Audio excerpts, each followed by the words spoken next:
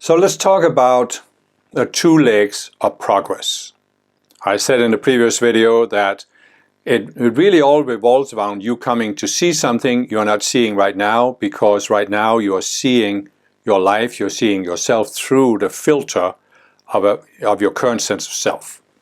But I also said that you have not become that self, it's just something you've taken on. But it's very important to realize that overcoming a particular sense of self has two aspects. And I haven't really talked much about that so far, that's why we'll talk about it here. And the two aspects are, the self is based on a certain illusion, a certain belief. But the self also is created out of energy, because everything is created out of energy. Where I've talked about it before, that Einstein with his equation E equals mc squared basically proved that even physical matter, solid matter, is energy, vibrating at within a certain spectrum. So naturally, there are also energies in the mind, psychic energy, mental energy. And I talked about in the last talk where you have to come to see these selves. At the emotional level, you have to come to see that you're more than your feelings. And at the mental level, you come to see you're more than your thoughts.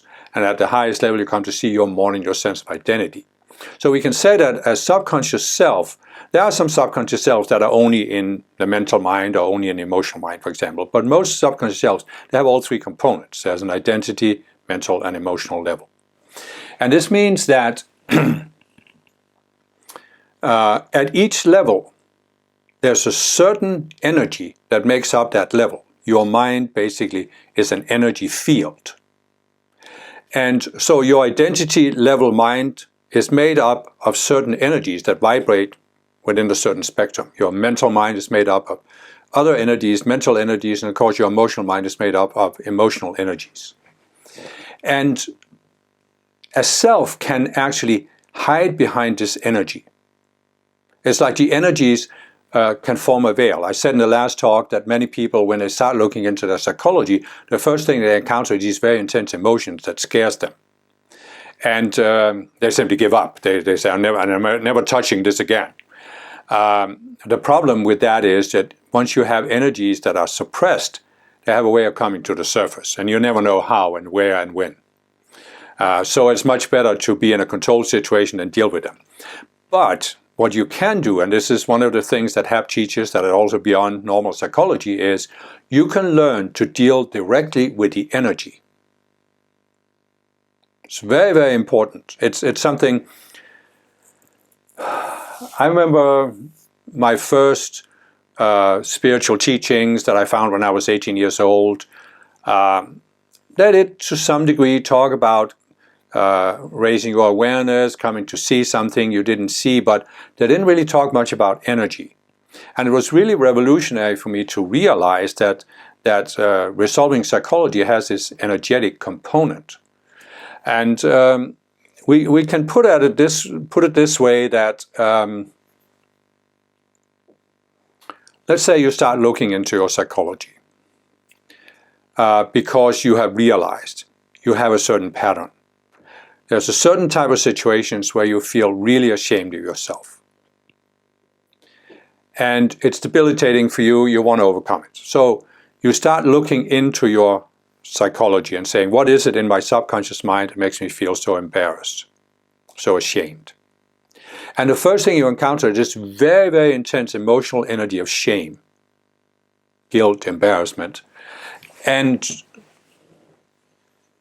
there is obviously a subconscious self that's the cause of this. Because we can put it this way, we can say, there are feelings that are positive, love, joy, kindness. They are natural feelings. But then there are feelings that are negative, that are fear-based. They are unnatural feelings. And unnatural feelings always come from a subconscious self that's based on an illusion that limits you.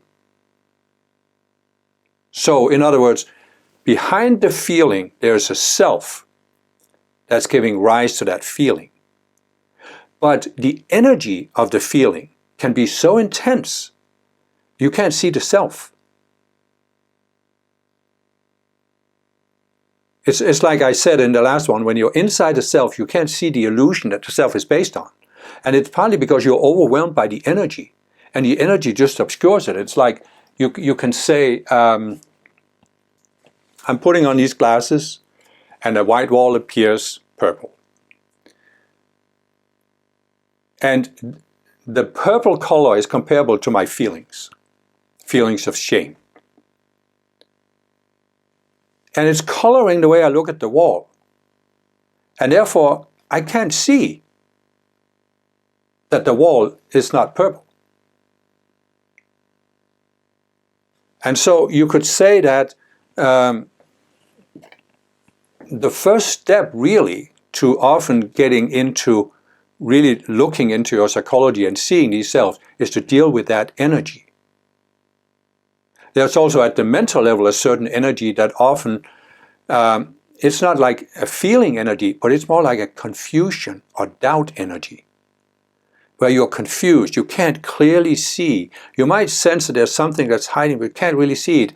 And therefore you get into reasoning, analyzing, arguing, thinking about it. But you're not getting anywhere because the intellect, can argue for or against anything and never really come to any conclusion.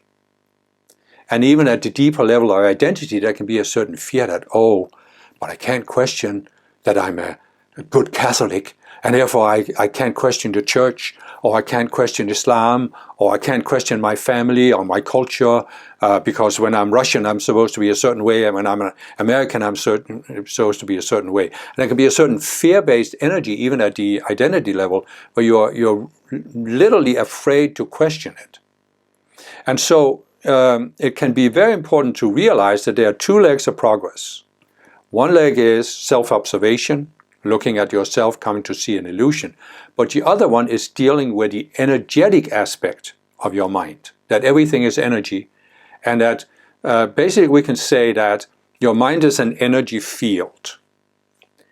And in this field, the field is kind of like a container, and things can accumulate. For example, that your cells in the body, your physical cells, toxins can accumulate in the cell, and the cell becomes ill or dies.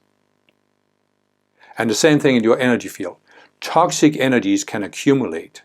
And first of all, it has the effect that it pulls your emotions into certain patterns, but it also has the effect of making it more difficult to see the thoughts and the sense of identity behind it, the subconscious self that's hiding behind it. So it's very important to realize this, and all I really wanted to do in this talk was you're making aware of this. The two legs of progress, the self-observation and dealing with energy. I'm later going to give you tools and teachings for dealing with energy, but for now I simply just want to make you aware of it. And there are, of course, this is not something that is new. People have always had to deal with emotional or psychic energy. So they find various ways to do it. Meditation, contemplation, chanting, yoga, various exercises are aimed at this. But I'll later present you with some teachings or some tools that are new to higher awareness psychology, and you can see whether they resonate with you. Perhaps you've already found ways and you've already practiced certain tools and techniques for dealing with energy. But what you can benefit from then is becoming more aware of this. You might have done meditation because it calms your mind, but it can also help you actually deal with energy. But there are other ways to do it more directly, more consciously, where you are really dealing with the energy. What we can basically say is that energy acts like a wave. And so you can have accumulated energy in your emotional body, for example. And it's like a field of energy, stationary field, but it's still vibrating. So what you can do is you can direct a concentrated ray of higher frequency energy into that stagnant energy and transform it. Because when two energy waves meet, they interact, they form what scientists call an interference pattern.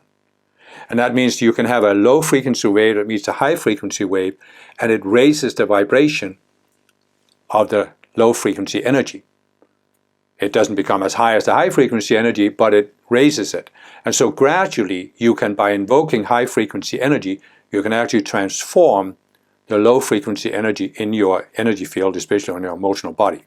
And just imagine that, let's say, for example, now we have a problem with shame. Let's imagine that that energy was removed. It would be so much easier to deal with it and look at what's actually the illusion, the thoughts, the sense of identity behind this. It could go all the way to you being brought up in a religious environment. You've been projected at that you are a sinner by nature.